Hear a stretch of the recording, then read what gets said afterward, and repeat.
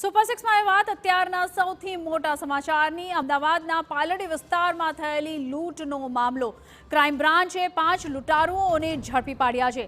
Crime બ્રાન્ચે લૂંટનો મુદ્દામાલ કર્યો જપ્ત। તમામ 5 લૂંટારુઓ કચ્છના બચાવના રહેવાસી। આરોપીઓએ દુકાનમાં ફિલ્મી ઢબે ચલાવી હતી લૂંટ। રોકડ, મોબાઈલ અને સ્કૂટર સહિત 3 લાખની ચલાવાઈ હતી લૂંટ। સમગ્ર મામલે વધુ વિસ્તારે વાત કરશે અમારા સહયોગી હરીન માત્રાવાડિયા। જી હરીન, જણાવો શું છે વધુ વિગતો?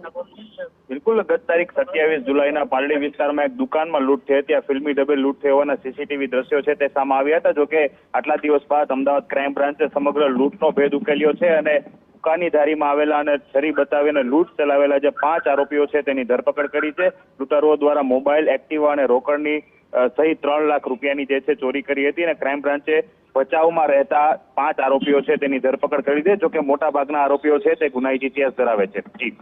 જી ખૂબ ખૂબ આભાર। તો એ ખૂબ જ ચોંકાવનારી ઘટના જે સામે આવી હતી, હવે તેમાં તમામ લોકો પોલીસના શકંજામાં છે।